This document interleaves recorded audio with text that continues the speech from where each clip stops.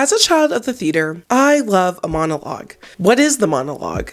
A monologue is the thoughts of a person spoken out loud. Monologues are also distinct from apostrophes, in which the speaker or writer addresses an imaginary person and an object or idea.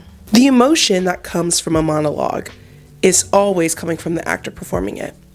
The character work that they have crafted carefully on display for grandeur or acknowledgement.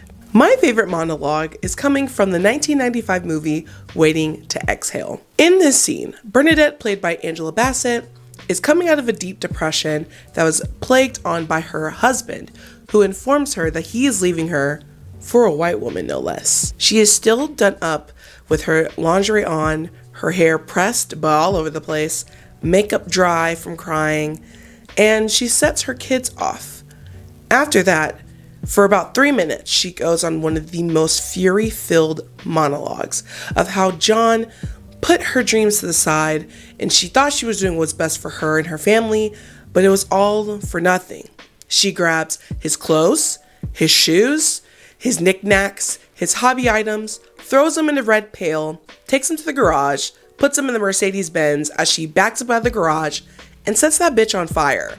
This is truly one of the most iconic movie moments on one of the biggest network television shows of all time. I'm talking about Scandal. Scandal premiered on April 12, 2009, and it is produced and created by Shonda Rhimes. It stars Kerry Washington as Olivia Pope, famous DC fixer. She also is having an affair with the current president. Scandal has found its way onto TikTok, and I love seeing everyone's favorite monologues being put on there, do some analysis on episodes, and some general funny moments that we all forgot about. I'm always one rewatch away from Scandal because of the videos I saw online. And the monologue that I saw that got me to rewatch it this year was when Eli and company are in the White House trying to figure out how Mellie needs to get away from Payas. It's truly one of the greatest monologue by Papa Pope, and it just had to make me watch it again. As I finished my fourth rewatch, I realized one of the best seasons, if not the best, season of Scandal is season 6. And season 6 of Scandal surrounds one event, the assassination of President-elect Frankie Vargas. I think what makes this season very interesting is that the format gets changed up. While the show is on air, there's another big show on the same network produced by the same woman called How to Get Away with Murder. And it stars Viola Davis as Annalise Keating, a very prominent lawyer out of Philly who has a whole bunch of law students that she takes in every single year. Unfortunately, these law students that she takes in loves themselves some murder because they're always wrapped up into one. The way that the show is formatted, we find out someone dies in the first episode within the first 5 minutes. Part 1 of the season tackles what happened in the context of the murder, who dies, and who committed it. And part B of the season is the aftermath of it. The thing is that part 1 is that every episode starts with a flashback that goes into present time and it flips back and forth. Before season 6 of Scandal, they did not format their show in this way. Any new revelation, any new clue is happening in real time with the characters. So I think this is a welcome change that needed to happen because at this point, season 5 kind of ended a little stale-y. I mean, at this point, Olivia wasn't taking any cases with OPA. She was focused on Mellie and becoming the president. I think this was a good way to segue into this new arc, specifically for Olivia and everyone else in her company. I will be doing a breakdown of the main timeline in each episode, and then I'll be talking about every character's evolution in terms of the season. So let's get started.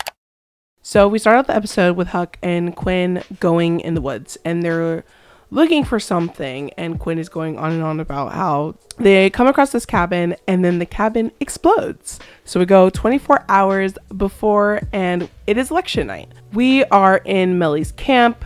Everything is busy, and on the television, looks like everything's coming down to San Bernardino County. And Olivia thinks something is fishy. So she ends up getting a call from her father, Eli Pope / Rowan. And he basically said, hey, I teed this up for you and you should use it. And she's like, I'm not going to use it. I already told you. In the end, Mellie actually loses to Frankie Vargas, and he is now the presidential elect. At first, Mellie was not accepting this at all, but Olivia was like, hey girl, you need to concede. She's like, okay.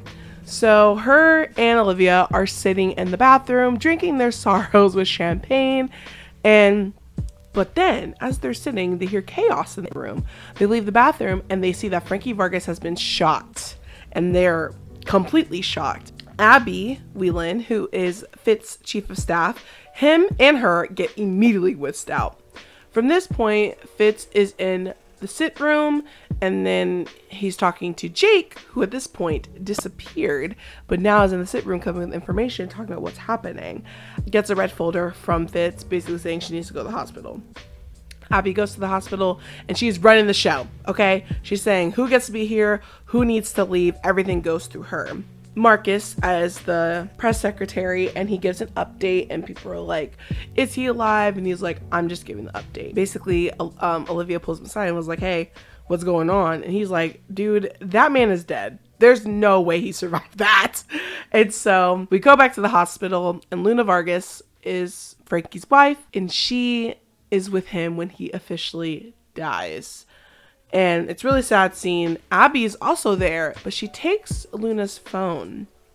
While this is happening, Eli is in his studio with his dinosaur bones, and Liv comes in blazing, asking, did you shoot Frankie? And he says no. And basically he's like, I don't understand why you're so upset. This is basically going to push Mellie into the presidency, and that's what he wants. And so he puts this little seed in Olivia's head, basically pushing her to believe that Cyrus is behind this assassination. Fitz is contemplating on who he wants to announce as the next president, because Abby's telling him like, hey, like, Frankie's dead. You need to keep this pushing. And he's like, I say he's dead when I'm ready. Liv goes to the hospital and sees that Cyrus is in a catatonic state, leading her to believe that actually he is not behind his death. And because of that, Fitz selects Cyrus to be the next president. The OPA is kind of getting low on tips, but a message is discovered by Huck. And the message is coming from Jennifer Fields, the videographer on Frankie Vargas' campaign. And now they're looking for her. So now we're back at the beginning of the episode. And that's where Quinn and Huck are going to the cabin, and it blew up. So from there, it is believed that Jennifer Fields is dead. The message reveals that Cyrus is actually behind the assassination, and Olivia is hell bent on making sure that Cyrus pays for his crimes.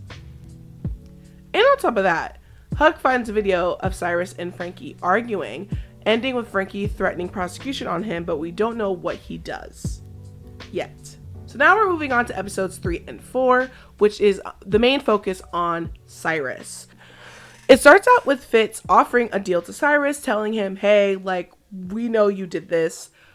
You need to turn yourself in. And he's like, I'm fighting this every single point of the way, whatever. So the flashback goes back, and it's revealed on Frankie's campaign that Cyrus believes that Frankie and Jennifer Fields are having an affair. And because of this, Cyrus sluts himself out for Tom Larson, B613 agent and former Secret Service. And at this point, him and Tom had their previous rendezvous, and he basically dumps him when he's like, I'm about to be vice president, I need my husband. But because he needs Jennifer Fields taken care of, he sleeps with Tom, and they start to have a mini affair. To get his dirt because of this, Cyrus gets him to do his dirty work and threaten Jennifer. However, Tom threatens Jennifer by beating her ass, and she resigns from her position on the campaign trail. It is revealed that Jennifer and Frankie are not having an affair, and Cyrus miscalculated this position so bad, leading to the video where Cyrus and Frankie are fighting. Tom thinks that they're going to be scary gays together, but Cyrus is like, fuck that, fuck you, and leave me alone. Now we're in present time, and Cyrus is like, oh my god, Tom could really out me on this. So he reaches out to him and attempts to kill him, but ultimately fails. Tom decides to report to David Rosen and the FBI director Angela Webster and blames Cyrus for the assassination, claiming to work under his orders. Cyrus ends up going to jail, and it's very brutal for him. He's claiming innocence the entire time, and he finds out that Tom is in the same prison as him, so he makes it a point to get a message to him. He tries to work with the corrupt guard, but he was trying to play games, so Cyrus teams up with the psycho killer on his block and manages to get into Tom's cell. Tom reveals that he is only doing this to get back at him and that he didn't kill Frankie. And that is true. It is revealed that Tom was actually nowhere near DC, and because of that, Cyrus is innocent. Olivia goes on a reversal campaign to get him out, and so does Abby at this time. While this is happening, Huck finds himself liking and starting to date Jennifer Field's best friend, Meg. Obviously, when they were trying to look for her, they were trying to look for any close people, and Meg is the one that came up. Next episode stars around Jake. Now, Jake's episode is more about his character evolution during this time, and that revolves around him going from one Pope, Eli, to the other, Olivia. And he is in a gilded cage of sorts, because he's striving to get what he wants, but he's still a pawn in everyone's game. Him and Vanessa are starting to have problems because Vanessa wants to get to know him more, but he can't give that part of him to her. She ends up having a drunk driving incident on the campaign trail, and they really try to work things out. On the night of Frankie's murder, though, Jake actually disappears right after Mellie loses, and it's revealed that Eli has come to him with a job, and his job is to take Jennifer Fields from her hiding place, fake her death, and keep her in hiding. Eli is in retirement when he receives a package with a mini dinosaur, and his face lights up. He goes to a lecture, and it's being given by a black woman named Sandra Potter, and it's revealed that she dated Eli in grad school. They rekindled their relationship after 50 years, and it is smooth sailing. They both work in archaeology, and Sandra is working for a private collector and wants him to join. One day at work, he realizes that there's cameras planted everywhere in the office space. This makes him very paranoid, and as we know, that's command, and you don't mess with command. Him and Sandra are having drinks one night, and he tells her that he wants to show her something in the closet. They go inside the closet, and Sandra's thinking, oh, we're about to make out, we're about to get a little cutesy, until he pulls out a gun and threatens her to tell him who is watching, and she tells him that the collectors came to her to lure him out and that she was forced to do this. 3 people show up, and the lead guy is talking to Eli, and Eli gives his whole speech about no one takes command, I'm in charge here, and I'm not about to do what you want me to do.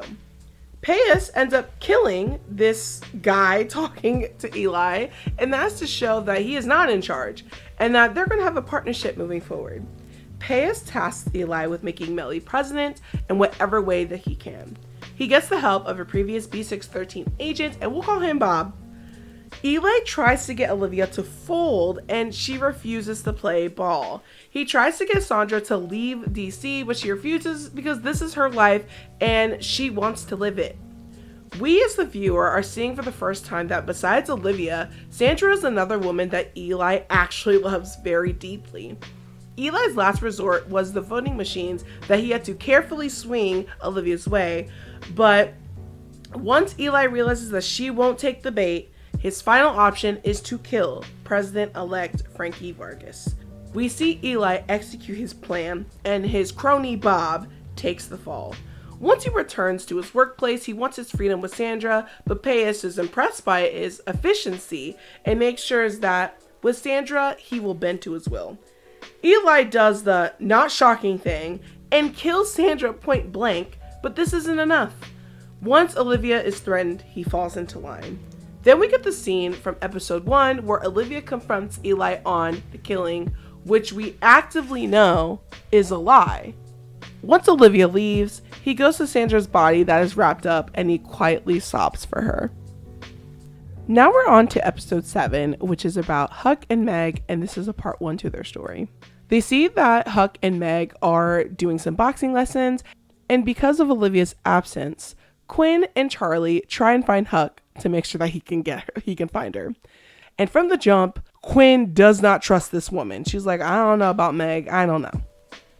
And so Once Huck finally finds Olivia, he picks her up and they go on their merry way. Olivia asks Huck to kill Eli and he obliges. He finds out that Eli is in the train system, and when he tracks him down, Eli tells him the truth and that Samantha is going to emerge looking for him and that he can't kill him. Huck is left to decide if he believes him or not, so he lets him go. Samantha actually comes out of the train and Huck is shocked. He takes this news back to Olivia and claims that there's a traitor in their midst. And at this point, this is when Olivia tells Huck that Jennifer Fields is alive and he sits with this information.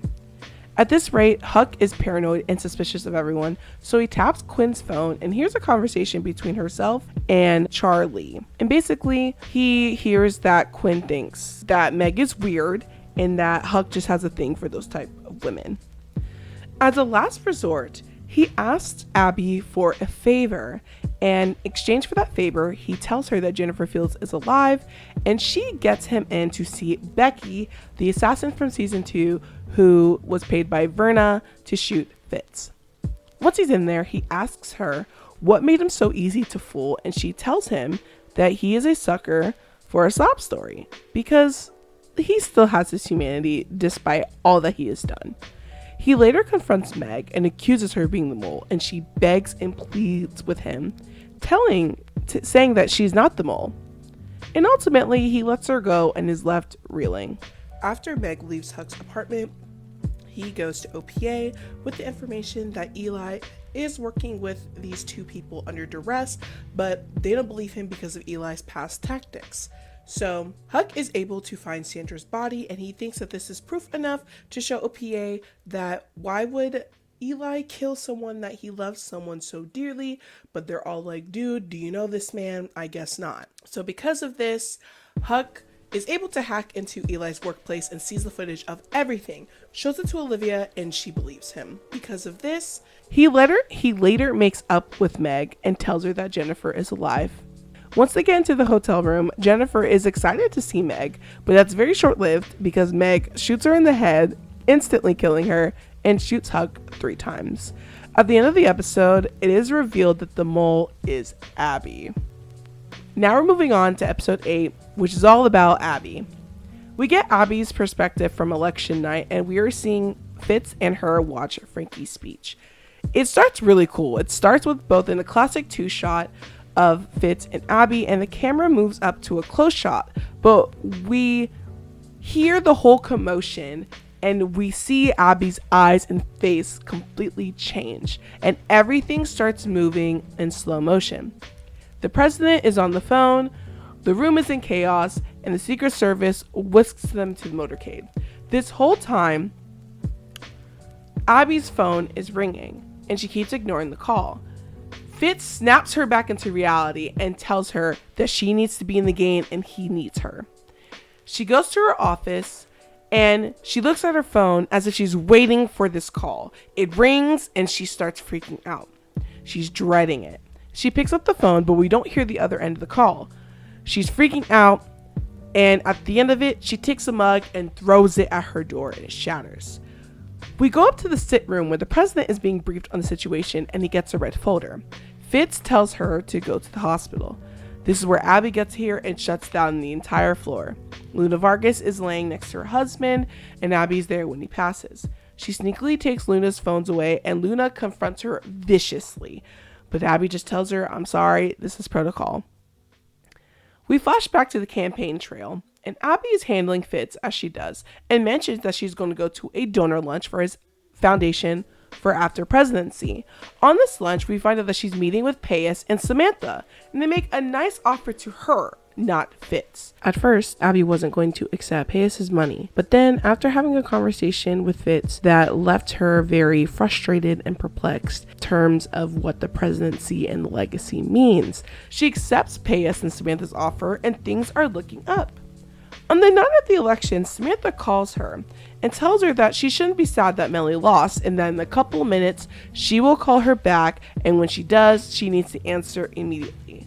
A few minutes pass and we are back at the beginning of the episode when Frankie gets shot. The episode moves past that and we are in her office, and this is when we finally get the other side of the conversation where Samantha tells her that she needs to lock down the hospital and get the bullets out of Frankie's body and gives it to her associate. When she refuses, they threaten Leo, her boyfriend, so she cooks up the red folder in the sit room and then she goes to the hospital. She locks it down and she needs to get an autopsy to get the bullet, so she manipulates the coroner to start doing it. He was able to get 2, but then gets booted before he gets to the last one. Abby then has to put on a glove and take it out herself, and when she has all 3 bullets, she gives it to the associate, which is Meg. She returns Luna's phone in the morning, and after that, she pukes in the bin. In present time, she sees Cyrus getting framed for Frankie's murder, and she knows that he didn't do this, and it starts to eat her up alive. When she threatens to turn Samantha and Pace in, they said that the money that they paid her with was illegal, so she's screwed. At her wit's end, she goes to David Rosen, resident good guy and attorney general, just to find out that Samantha is screwing him. At this point, she doesn't know what to do until Huck comes to her with information about Jennifer Fields and that she's alive. So she makes a deal with Samantha and Pace. Cyrus for Jennifer. Cyrus is able to get out of prison and Jennifer Fields is killed by Meg and Huck is hanging on for dear life. We are on to the next episode, episode 9, and this is Huck and Meg part 2. We start the episode from the door point of view where Meg and Huck enter the hotel room, and then hours later, Jake shows up to see a cleaned out room. He reports to OPA and tells them that Jennifer is gone and that Huck took Meg to see her. Quinn calls Huck with no answer and starts to worry. Quinn and Huck go to the hotel room and they spray the room down to see a huge pile of blood has been cleaned up. Meg takes her car with Huck in it and Jennifer and throws it over a quarry. Olivia goes to Abby asking her for help, but Abby lies about knowing where is Huck and what's going on. Quinn and Charlie goes to Meg's apartment and sees it completely moved out, but they find a security system that Huck put in for her and use that to track her down. Huck is able to escape the car and go to shore. Quinn and Charlie are able to find Meg and they torture her to get Huck's location, but Quinn gets so angry with her and accidentally kills her. Abby comes to see Olivia, and Olivia slaps her in a very iconic moment when she tells her that she told her to never cross her again and that she knows that she's working with Samantha and Pace. Abby waits in the conference room when Charlie and Quinn come back. As they're figuring out another way to find Huck, Quinn asks Abby on why she's here, and it's revealed that she is behind his disappearance, and she leaps over the table and almost chokes her out. They realize that since Jennifer is more than likely with Huck, they track down her phone and Jake and Olivia save him. Yay! The Electoral College is now convening to see who the president is going to be since Cyrus has been released. At first, Mellie decides not to challenge the elector's choice, but that snake, Liz North, comes in and puts it in Mellie's ears that she should not give up.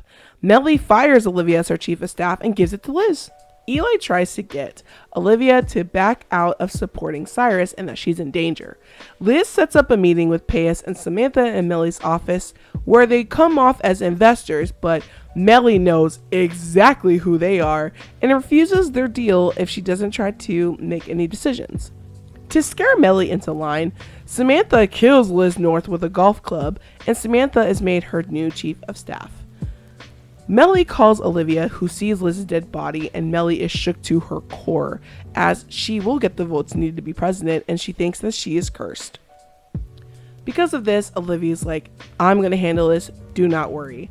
Jake comes in to clean her mess and assures her that he will support her every way that he can. Now we have made it to episodes 12 and 13, where everyone is now moving in present time, and this is everyone. For his safety, Fitz puts Rowan into a secure place in the White House since he wants to flee the country. Pace comes to Olivia to get her to get Jake to step down as VP because Pace is going to be Mellie's VP, and if Jake doesn't step down, the photos of him cleaning up Liz's body will be leaked. Jake does ultimately step down, so at least he can keep his spot at the NSA. The gang, Olivia, Fitz, Jake, David, Marcus, and Cyrus, comes up with a plan to figure out Mellie's VP situation, which includes Quinn and Huck flying a drone at the White House, placing it under lockdown. Abby and Samantha are whisked to a bunker while everyone else is just chilling in the suite. Before they start, Eli is brought in from his cell to help, but refuses. Then they all proceed to have the best roast/read session of each other and how they all got into this situation. Cyrus offers himself to be VP, but Mellie refuses. Then later, when Mellie does come around and say, actually, can you be VP? He refuses. Ultimately, Mellie announces her VP as Luna Vargas, and Samantha is taken into custody. Since Samantha is in custody and Mellie has announced her new VP pick, Paya sends 9 drones to major cities and threatens to blow them up if they don't give Mellie and Samantha back. The first one detonates and it shows that Payas isn't fucking around. Jake and David is trying to break Samantha, but this fails once their bluff is discovered. Huck and Olivia are looking through footage and see that Rowan got a box every couple of days, to which he's very distraught every time, and it was a brick. Basically, the human head weighs just that much, and he feared that Olivia's head would be in those boxes. After a talking to, Rowan decides to make himself useful and help. In a moment of desperation, he breaks him and Samantha out of this prison for his freedom. They get out, and this leads straight to Payas for Jake to track down and kill him, and the hackers helping. Rowan then kills Samantha with a dinosaur tooth and then decapitates her. Justice is now served. It is revealed that Payas and Samantha were not the brains of this operation and that they were working under someone, and that someone was Eli Pope. Maya is found by Jake, Olivia, and Rowan after they raided her hiding place. A plot to assassinate Mellie is shown, so they're trying to figure out who ordered the hit. They let Maya go, and Fitz is not happy with Olivia, but still sleeps with her in his last night at the Oval. At the inauguration, Maya says that she's going to shoot the real person who ordered the hit, but before she could, Eli shoots her.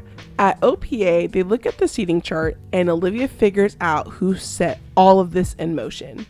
Luna Vargas. She confronts her and tells her that she is going to die before the inauguration ball, before she gets to resign to save Mellie from scandal. No pun intended. Luna goes on a monologue talking about how Frankie's ideas were dead on arrival and it would be better if he actually died to make them stick. Olivia hands her pills and Luna takes them. At the end of the night, Olivia is sitting at the steps of the Lincoln Memorial where Cyrus joins her. Olivia tells him that Luna was behind everything, and Cyrus says the exact same things as Luna, and Olivia realizes that he fed her this idea on the way to get the official VP spot, which ends up happening. And that is how season 6 of Scandal ends. What I enjoy most about season 6 of Scandal is that the cast basically can do all these characters like the back of their hands. And I love to see that the different emotional decisions that they make as actors and how it tributes to the whole season. I think the one thing about everyone's arc is that everyone is lusting for some sort of power. Olivia is probably number one here because it's like as much as she was fighting her father, fighting B613, all these things, there's still that darkness inside of her that is lustful because, you know, she has ran that White House, you know, not even as like a chief of staff. It's always been as like a advisor, but chief of staff is different. You actually have power. So season 6 sets up this arc for Olivia where she hits rock bottom and has to work her way back up. I think what shows this is the blowout from hell, okay? Like, all this time, yeah, we know we see like the hair is really nice, but it's literally like Regina George, like the bigger the hair, the full of secrets it is. And that's what it looks like to me when it comes to Olivia in the last season. When it comes to Fitz, he is actually letting go of power. He is officially done with presidency. He can't do this anymore. And now he's trying to figure out what life is going to look like. You can kind of see the beginnings of that. Like, he's just trying to figure out what his legacy is going to be. I think Abby Whelan represents a cautionary tale of what happens when you resent people on your way to power, because unfortunately her being the mole was the worst thing that could happen. Even though if you've really watched the show, you would know that no, it's not shocking that Abby went down this route, because as much as Olivia helped her, she resented her so much, and she resented the fact that she thought she wasn't good enough to be chief of staff. She wasn't good enough to hold things on her own. But the gag is that Abby had to get a leg up in some sort of way so she can get a leg up on Olivia in her mind. And then because of that, her relationship with the people around her suffered, and she lost their trust. I think when it comes to Quinn, her evolution as a character is very interesting to me, and one of my favorites, even though she did have a bumpy ride in season 3 and 4. She had a bumpy ride, but I think she needed to have that bumpy ride. I mean, she was this docile girl who was just so wrapped up on just passing the bar and her boyfriend. I think this kind of gave her a little bit of agency that she probably didn't have in her life, and to see that she's going to take over OPA, become QPA, and actually turn into the leader that she knew she could be. I love that for her. Huck and Charlie fall in the same realm of evolution because they are both former B613 agents. I mean, Charlie did train Huck, and how they are examples of how people really can change. It's like vampires in the Vampire Diaries. Once you turn your humanity off, everything is fair game. But when you decide to turn that humanity back on, you can lead a completely different life. And that's what it looked like for Charlie and Huck. And going into season 7, they become very cute, mushy teddy bears that will do what they need to do if necessary, but realize that they don't have to be that person anymore. I loved Marcus. Marcus was kind of there, Obviously, he's the replacement for Columbus Short. But I think what I also like about Marcus is that he is our new everyman, because he hasn't dealt with, the dark side of DC politics, and as an activist, he just never saw this side. So to be with a group of people who believe that they are the good guys is just kind of funny to him, because he's just like, y'all aren't. Hate to burst your bubble, and I know I'm not any better. But y'all really think you're the good guys, and you're not. And he humbles everyone. And I love that. When it comes to Mellie, honestly, Mellie is one of the secret protagonists of this entire show. Watching Mellie's come up from season 1 to season 7 and looking like some trophy wife person, even though she's not a trophy wife, she is a very smart woman. She was a capable lawyer, everything like that. Beat Fitz in her own class when they graduated, but she decided to enter this role for power, and Mellie has to go get her power herself, because no man can uphold their end of the deal. And I think ultimately the way to the White House was very messy, and unfortunately she did suffer the same fate as Fitz, not being that electable, but she still got herself there. And I think her as a president, personally, I like her as a president more than Fitz. Let's start there. And the fact that she was able to get all the Frankie stuff passed is very interesting, because she's a Republican nominee. I think we should give her more credit as a character. She definitely deserves it. Editing Joan here, I completely forgot 3 important characters. So let's start with Cyrus's character evolution. I think what's very interesting about him ending in season 6 is that, you can almost say at this point, Olivia and Cyrus are foil characters going into season 7, because now Cyrus is one step closer to being president. He's only really doing it because he believes he should be president, because it's not like he's made any major moves. during Fitz presidency, throughout any sort of situation they've had. So it only really makes sense that he is vying for the presidency. And I think what's interesting about Cyrus is that he's done a lot of bad things. A lot of bad things have happened to him, and he's going to get what's his. And I think this season is a great show of that, through him planting the seed of Frankie's death in Luna's head. Because ultimately, Cyrus did kill Frankie. He did. Just figuratively, not literally. Or at least he didn't have any, like, hand in it. So I think him going into season 7, like, he's playing his role until, you know, the knives are ready to come out. Next character evolution we're talking about is David. David Rosen, I don't care what anyone says, he has the juice. Okay, he has the sauce. I love David Rosen, and he is truly one of the best characters of Scandal, and I think it's his inherent goodness that makes him so valuable and honestly easy to mess with too, which I think is funny. And his character evolution is interesting because, you know, for a long time, I would say like seasons 4 and 5, he wants power, but he was fighting it. Like, he's just like, I'm not going to stoop to those lows. I am the white hat. But going into season 6, he did use his skills, and that's how he is the Attorney General, because he was like, you know what? I am going to get myself some power because I know what I'm doing is good. I know the people I'm helping are good. So I loved his character evolution. I think him in season 6, he is a wonderful asset, and it makes sense that he's Attorney General. Like, looking at his whole journey, it makes sense. And then, you know, you can totally see, you know, supreme justice in his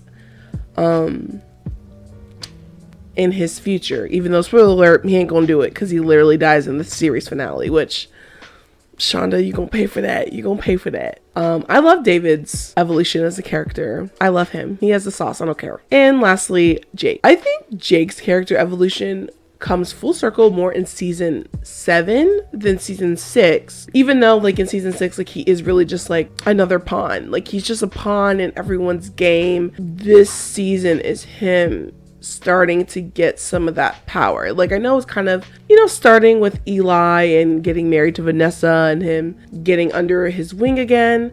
But I think in season 6, he's like, no, like, I need to look out for myself, because clearly going to Olivia didn't really help, and he feels trapped. And so now he's like getting desperate. He's not desperate yet, but he's getting there. You can see how the seeds are being sown. And honestly, if I'm being honest, Jake deserves his own video. Like, he deserves his own video, his own analysis, because after watching season 7, I'm just like, man, Jake was always going to end up in prison for B613, because hopping on to whoever he can get power from, he's just a homie hopper, versus Charlie, who got out when he did and then found a love again. Jake deserves his own video for sure. Last but not least, Eli. I think Eli is also another special character in this show because he flip-flops from antagonist to anti-hero a lot. He's like, his central episode where we find out about Sandra is truly one of the best episodes for his character, because, like, again, it just shows that, like, when you decide to turn your humanity on, you can find someone to care about, and you can really tell he cared about Sandra. Like, that is his first love. That is her. And the way I look at him killing her, it's a mercy kill, because not only is it going to stress him out, but he loves Sandra so much that he doesn't want to put her through that, you know? And she is a little bit more expendable because simply the fact that she's not like his daughter, you know. Olivia is going to take precedent over her. But I think him helping out in the end, getting him his freedom, was worth it. The way I compare season 6 of Scandal, it reminds me of Fast 5 of the Fast and Furious franchise. Fast 5 is like, if not, it's probably one, like, my favorite movie, like number 1. I think I can firmly place it into the spot. And it's so funny because it's like Joan, you're a film studies major. Is like, are you sure like your favorite film is not like Agnes Varda or Ava DuVernay, Spike Lee, or Truffaut, or, you know, Francis Coppola? No. My favorite film is Fast Five. Okay. And it's because Fast Five truly changed the trajectory of that franchise. The first 4 films was fine. I like Too Fast, Too Furious more. That is my second favorite one. But Fast Five to me is a perfect film. It's a perfect heist film. It's a perfect found family film. It adds just the right amount of humor and intrigue with a little bit of mystery. And I can't get enough of it. Season 6 of Scandal is like that. This season of Scandal to me is perfect. Absolutely perfect. And I think what makes it perfect is that the format change up so late in the show really adds to the intrigue of it. Like, we've dealt with conspiracies before, kind of like behind the scenes, but to be front and center with the Scandal cast who knows exactly what they're doing, it makes it worth it. Some of my favorite moments of season 6 of Scandal includes when Eli was, again, giving his lashings to everyone in the White House when they're trying to figure out how to get Mellie away from Pace, and especially to Fitz. Like, he really needed to rub it in to him, and it's my favorite monologue of his. Another moment is when Olivia slaps Abby in an iconic moment when she tells her not to cross her again after finding out Abby is working with Samantha and Pace. Another moment is when Liz gets mollywopped by Samantha in Mellie's office, and honestly, in a surprise like move, killing her. And honestly, I equate that to when Gina Rodriguez gets mauled by that bear in Annihilation. It's just, Liz North was just such a snake from the introduction of her character, and yeah, she was slithering and jumping people to get to the top, and unfortunately she jumped on the wrong people and got murked because of it. I didn't talk about episode 10, and it's because it's an alternative timeline episode in the season where Olivia doesn't approve the fixing of Fix's first term election and he loses. Honestly, I love me a good alternative timeline episode. I love this one from Scandal, and first of all, I just love the difference because Olivia has curly hair. She's rocking that natural hair. And I love that. It's so curly and it's so cute. And I like how she doesn't necessarily get into like fixing yet. Like, she's kind of like in that lobby phase, but like she has a little bit more goodness on her side. I love the fact that, you know, Fitz was the one that got a show instead of Lady Liberty herself. I don't know why I'm blanking on her name. Susan. No. Sally. I love the fact that he left Mellie, and Mellie wasn't like, not like centered in the story, but like her and Cyrus marrying. I could totally see that happening. And the fact that Cyrus was still gay, you know, whoopsie-doo. And her running for president, that was always going to be her timeline. There was just some things that are happening that were just always going to happen. And I enjoyed it, watching it so much. We have reached the end of the video. Thank you so much for watching. I had so much fun making this video. I've been sitting on this idea, I would say, for the last like 2 years. And it feels good to complete a video that's just been sitting in your drafts. It feels so good. And honestly, if you haven't seen Scandal, it's free on Tubi, so go ahead and give that a watch. Again, thank you so much for watching, and I will catch you guys in the next one.